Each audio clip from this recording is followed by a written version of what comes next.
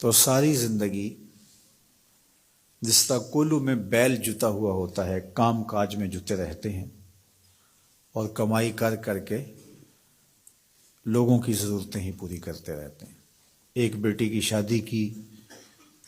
اور جمع شدہ پونجی اس پہ لگا دی، مقروض ہو گئے، پھر کچھ عرصہ قرضہ اتارتے رہے اور پھر اس کے بعد بیٹی کی شادی کی تیاری میں لگ گئے۔ اور اسی طرح بیٹوں کی شادیاں بھی آسان نہیں رہی، اس میں بھی جو دور موجود کے تقاضے ہیں اور پھر جس طرح بھاری اور بھرکم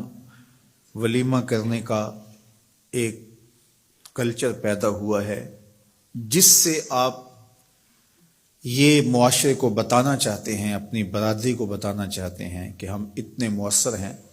اور ہمارے تعلقات اتنے وسیع ہیں۔ آپ کا قد کاٹ اور آپ کی شناخت ولیمے کے حجم سے معلوم ہوگی، شادی کی تقریب کے بڑا اور چھوٹا ہونے سے پتہ چلے گا کہ کوئی شخص کتنا معاشرے کا باوقار شخص ہے، جبکہ ماضی میں کسی شخص کے کردار سے پتہ چلتا تھا وہ کیسا شخص ہے، کسی کے رویوں سے سمجھ آتی تھی کہ وہ کیسا شخص ہے، اس کے کیے ہوئے وعدے بتاتے تھے کہ وہ کیسا شخص ہے، اس کی زبان کی سچائی، اس کا طرز زندگی، اس کا انداز معاشرت، اس کا طرز وفا بتاتا تھا کہ وہ کیسا شخص ہے۔ لیکن آج چونکہ یہ اقدار دم توڑ گئی ہیں تو ہم اپنے آپ کو بڑا بتانے کے لیے اور اپنی شناخت کروانے کے لیے ہم ان چیزوں کا سہارا لیتے ہیں جو کسی شخص کی شناخت نہیں ہوتی۔ تقریبات کا حجم بڑھا کر کے اور اپنی دولت کی نمائش کر کے اور کچھ شخصیات کو اپنے پاس مدعو کر کے ہم یہ تاثر دینا چاہتے ہیں کہ ہم اس معاشرے کے انتہائی اہم شخص ہیں اور ہمارے تعلقات کا سلسلہ بہت دور تک پھیلا ہوا ہے، اور نتیجہ کیا کہ ہمارا سارا سرمایہ انہی کاموں کے اندر صرف ہو رہا ہے۔ متوسط لوگوں کے لیے بہت بڑی مصیبت اور بہت بڑا مسئلہ بن جاتا ہے، اور غریب آدمی بھی اس چکی میں پس رہے ہیں۔ یہ جہیز کا کلچر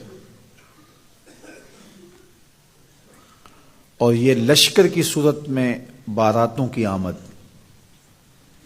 گھر کے کچھ افراد اور کچھ ضروری لوگ اگر آ جائیں تو اس میں کوئی حرج نہیں ہے، لیکن یہ 500 لوگ ایک لشکر کی صورت میں بیٹی والوں کے گھر آئیں، اس کی کوئی تک بنتی نہیں ہے۔ اور پھر لوگ شروع یہاں سے ہوتے ہیں کہ آپ نے جو دینا ہے وہ تو اپنی بیٹی کو دینا ہے، ہمارے یہ مہمان آپ کے ہاں پہلی بار ہی آئیں گے تو ہمارے مہمانوں کو خوش ہونا چاہیے، ان کے بیٹھنے کا انتظام اچھا ہونا چاہیے، ان کے کھانے کا اہتمام ٹھیک ہونا چاہیے، ہمارا تو بس یہی مطالبہ ہے۔ اور پھر وہاں سے راستہ کھلتا ہے اور جہیز کے مطالبات بھی شروع ہو جاتے ہیں۔ بیٹی والوں پہ بوجھ نہیں ڈالنا چاہیے، لیکن بیٹے والوں پہ بھی بوجھ نہیں ہونا چاہیے۔ جب کسی معاشرے میں نکاح مشکل ہو جاتا ہے تو اس معاشرے میں بدکاری پھیلتی ہے، اس لیے نکاح کو آسان بناؤ تاکہ بدکاری کی طرف رغبت اور آسانی نہ ہو۔ ہمیں سادگی کے ساتھ نکاح کرنے کی تلقین کی گئی ہے۔ فرمایا نکاح اعلانیہ کرو اور نکاح کو مسجدوں میں منعقد کرو۔